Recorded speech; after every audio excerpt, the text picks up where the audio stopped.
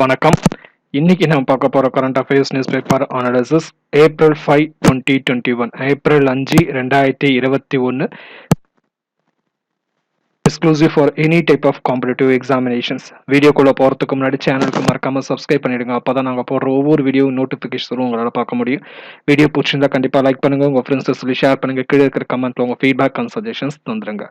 Moving on to the news paper analysis for April 5 2021.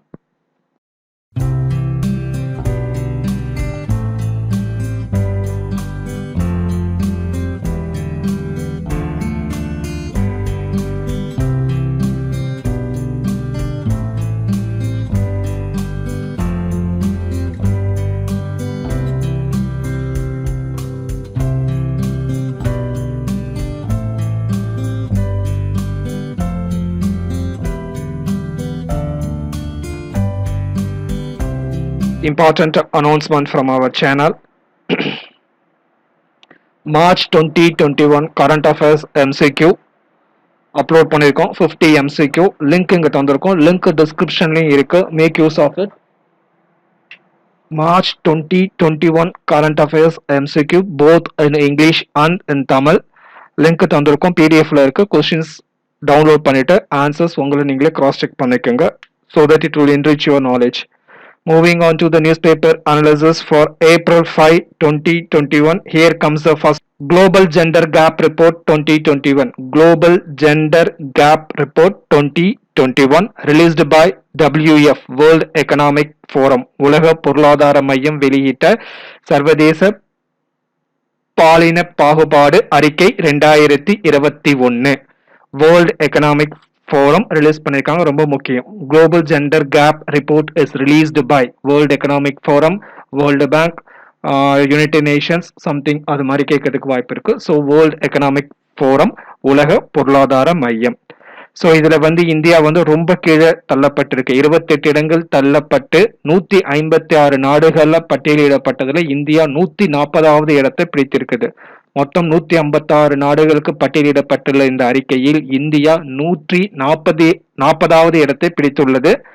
கிட்டத்தட்ட இந்தியாவை சுற்றி இருக்க அண்டை நாடுகளை எல்லாமே நம்மளை விட மேல இருக்கிறாங்க. India is now one of the worst performers in the South Asia. தெற்காசியாவில் மிகவும் பின்தங்கிய நிலையில் இந்தியா உள்ளது.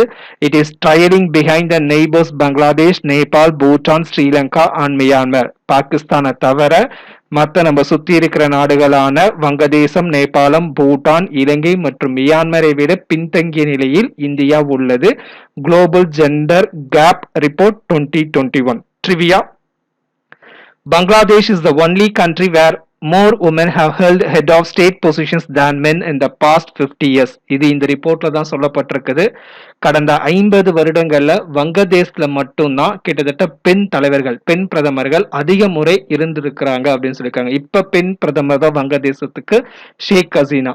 ஸோ கிட்டத்தட்ட அவங்க தான் நிறைய நாள் வங்கதேசத்துக்கு பிரதமராகவும் இருந்திருக்காங்க. ஸோ எதிர்கட்சியில இருந்தவங்க காலிதா ஜியா அப்படின்னு சொல்றவங்க அவங்களும் பெண் வேட்பாளர் தான். ஸோ கிட்டத்தட்ட 50 வருடங்களுக்கு மேலாக வங்கதேசத்துல பெண் பிரதமர்கள் தான் தலைவர்களாக இருக்கிறாங்க அப்படின்னு சொல்லிட்டு அந்த ரிப்போர்ட்ல சொல்லியிருக்கு. Bangladesh is the only country where more women have held the head of state positions than men in the past 50 years. The continuation for the Global Gender Gap Report 2021. So 12வது ஆண்டாக ஐஸ்லாந்து முதல் இடத்தை தக்க வைத்துக் கொண்டுள்ளது. Iceland is the most gender equal country in the world and it is for the 12th time. For the 12th time, Iceland is the most gender equal country in the world. So அதுக்கு அடுத்த இடம் பார்த்தோம் அப்படின்னா Finland, Norway, New Zealand, Rwanda, Sweden, Ireland and Switzerland. Mostly எல்லாமே European. இதெல்லாம் கொஞ்சம் இந்த New Zealand, Rwanda இதெல்லாம் கொஞ்சம் அவுட்டர். ஐஸ்லாந்து தான் top most gender equal country in the world. Many countries have fared worse in this year's ranking compared to the last year's on account of economic performance. நிறைய நாடுகள் வந்து சென்ற வருடத்தை காட்டிலும் இந்த வருடம் வந்து மிகவும் பின்தங்கிய ரொம்ப இடம் தள்ளப்பட்டிருக்கு. இந்தியா வந்து 28 இடங்கள் தள்ளப்பட்டு 140வது இடம், 156வது. கேட்கவே ரொம்ப கஷ்டமா இருக்கு. ஸோ அதே மாதிரி நிறைய நாடுகள் வந்து இதே மாதிரி தான் தள்ளப்பட்டு இருக்கு அப்படின்னு சொல்லிட்டு அந்த அறிக்கையில சொல்லப்பட்டிருக்கு. ஹெட் குவார்ட்டர் ஆஃப் WEF உலக பொருளாதார மையத்தின் தலைமையகம் சுவிட்சர்லாந்தில் இருக்க கோலோக்னி அப்படின்ற ஊர்ல இருக்கு. Global Gender Gap Report first published in the year 2006. 2006ல தான் முதல் முறையாக இந்த மாதிரி ஒரு அறிக்கையை அந்த மையம் வெளியிட்டது. Moving on to the next news paper analysis for April 5, 2021. NASA's helicopter in Mars. நாசாவின் ஹெலிகாப்டர் செவ்வாய் கிரகத்தில் இறங்கியுள்ளது. NASA's Ingenuity mini helicopter has been dropped on the surface of the Mars. அந்த ஹெலிகாப்டரோட பேரு Ingenuity. அது ரொம்ப ரொம்ப முக்கியம். ஹெலிகாப்டரோட பேரு Ingenuity. ஸோ இது வந்து Perseverance அப்படிங்கிற ஒரு விண்கலம் மூலமா அனுப்பப்பட்டது. The mini helicopter has been attached in the Perseverance rover. Perseverance அப்படின்ற விண்கலம் மூலமாக செவ்வாய் கிரகத்துக்கு அனுப்பப்பட்டது நாசா. ஸோ அதுல Ingenuity அப்படின்ற ஒரு சிறிய ரக ஹெலிகாப்டர் வந்து செவ்வாய் கிரகத்துல இது பண்ணி இறங்கி இருக்கு. ஸோ இந்த பெர்சிவரன்ஸ் அப்படிங்கிறது செவ்வாய் கிரகத்துல February 18, 2021 தரையிறக்கப்பட்டது. Perseverance which touched down the red planet on February 18, 2021. February 18, 2021 perseverance அப்படிங்கிற நாசா விண்ணுக்கு அம்சிய அந்த விண்கலம் வந்து இறங்கப்பட்டது. அதுல இருந்து இன்ஜினியூட்டி அப்படிங்கிற ஒரு சிறிய ரக ஹெலிகாப்டர் வந்து இப்ப செவ்வாய் கிரகத்தை படம் பிடிக்க செலுத்தப்பட்டுள்ளது. Trivia: The first successful launch of Mars mission was Mariner 4 by United States of America on 1964. முதல் முறையாக செவ்வாய் கிரகத்துக்கு ராக்கெட்டை அனுப்பிச்சது இல்ல சோதனை செய்ய அனுப்பிச்சது ஏவுகணைனே வாயில வருது. The first successful launch அப்படின்னா முதல் முறையாக வெற்றி அடைந்த நாடு அப்படின்னு பாத்தீங்கன்னா அமெரிக்கா. ஆனா முதல்ல செவ்வாய் கிரகத்துக்கு விண்ணுக்கு அனுப்பிச்சது வந்து ரஷ்யா தான். ஆனா அது தோல்வியில முடிஞ்சது. வெற்றிகரமாக அனுப்பப்பட்டது வந்து அமெரிக்காவின் மரைனர் 4 அப்படிங்கிறது தான் 1964. So India's first mission on Mars. India முதல்ல செவ்வாய் கிரகத்துக்கு அனுப்பிய செயற்கைக்கோளின் பெயர் Mangalyaan. November 5, 2013. Mangalyaan November 5, 2013. Moving on to the next newspaper analysis for April 5, 2021. Shantir Orgoshina 2021. Shantir Orgoshina 2021. இது ஆக்சுவலா வங்காளத்தோட பேர், வங்கதேசம் related. The multinational military exercise Shantir Orgoshina 2021 was begun at Bangabandhu Senanibas, Bangladesh.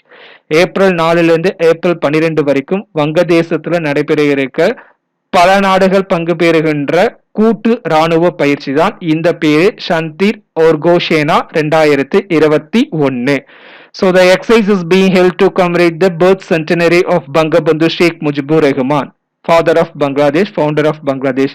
வங்கதேசத்தின் தந்தை என்று அழைக்கப்படும் பங்கபந்து ஷேக் முஜிபுர் ரஹ்மானின் பிறந்த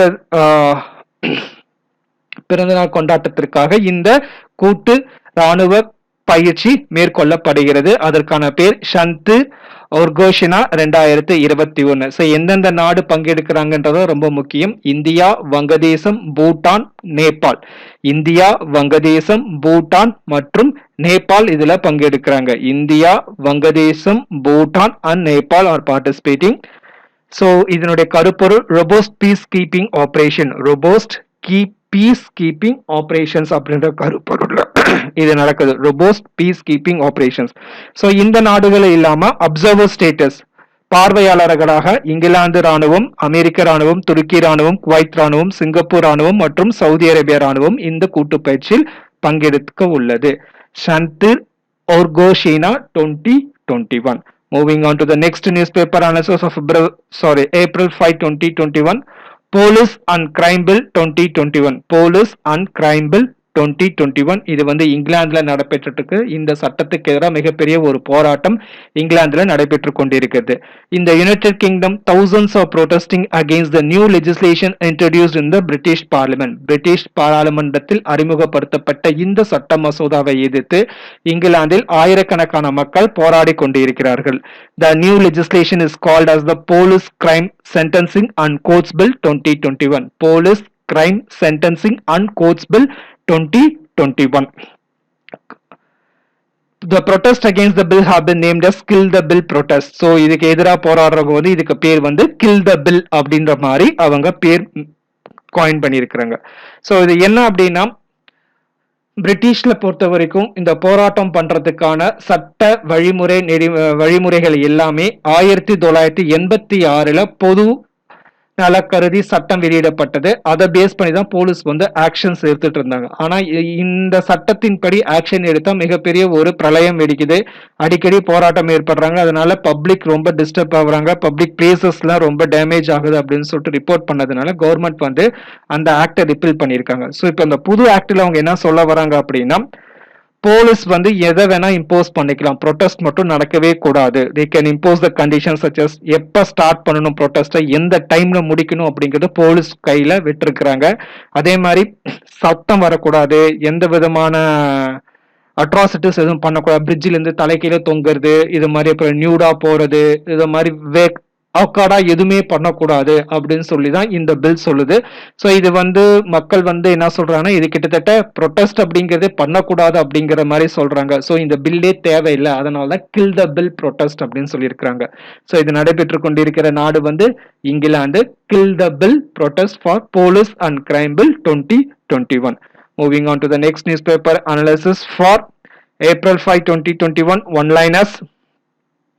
India contributed 2.2 crore to the UN Equity for Gender Equality and the Empowerment of Women, UN Women. ஐநா பெண்கள் அமைப்புக்கு இந்தியா சுமார் 2.2 கோடி ரூபாய் நன்கொடையாக வழங்கியுள்ளது.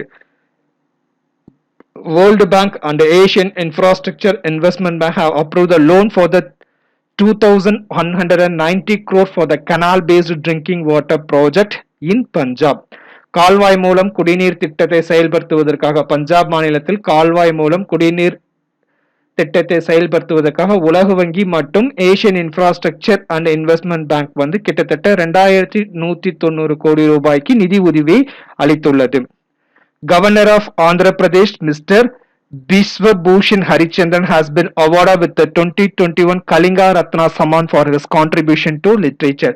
2021 Kalinga Ratna Saman விருது ஆந்திர பிரதேச மாநில ஆளுநரான திரு பிஸ்வ பூஷன் ஹரிச்சந்திரனுக்கு வழங்கப்பட்டிருக்கிறது. ஸோ ஒடிசால பிறந்த ஒருத்தவருக்கு அவருடைய இலக்கிய சேவையை பாராட்டி இந்த விருது தரப்பட்டிருக்கு. இந்த ஆளுநர் திரு பிஸ்வ பூஷன் ஹரிச்சந்திரன் அப்படிங்கிறவர் ஒடிசா மாநிலத்தை சேர்ந்தவர், ஆந்திர மாநிலத்தில் ஆளுநராக பதவி வகித்துக் கொண்டிருக்கிறார். அவருடைய இலக்கிய சேவையை பாராட்டி இந்த விருது தரப்படுகிறது. இந்த விருதை வந்து துணை குடியரசுத் தலைவர் திரு வெங்கையா நாயுடு அவருக்கு தந்தார். Governor of Andhra Pradesh, Mr. Biswa Bhushan Harichandran has been awarded with the 2021 Kalinga Ratna Saman Award for his contribution to the literature. Moving on to the next one.